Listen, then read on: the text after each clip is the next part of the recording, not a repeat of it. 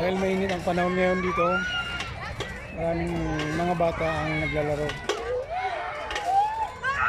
In-enjoy nila ang panahon dahil holiday ngayon, walang pasok. So, samantala din ng mga parents ang nagdala sa kanilang mga anak dito sa park para maglaro at mag-enjoy ngayong araw.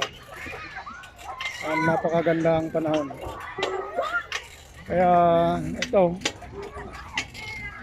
maglakad-lakad din tayo sa park nito. Tingnan natin kung gaano karami mga tao dito.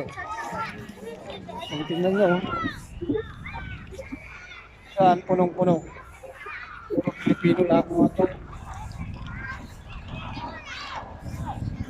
Dahil bakasyon, walang pasok, sinasamantala nila itong panahon para ay mag-enjoy. Family day. May dala ang mga bata sa park at maglaro, maghapon.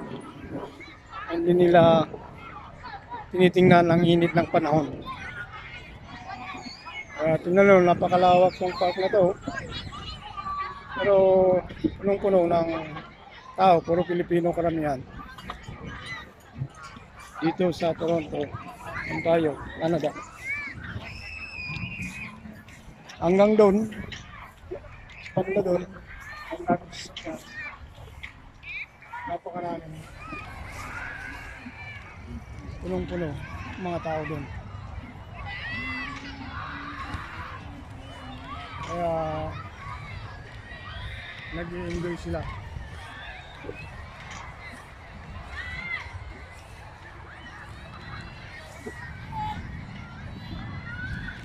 Ito sa kinaroroonan ko ngayon dahil mataas sa banda.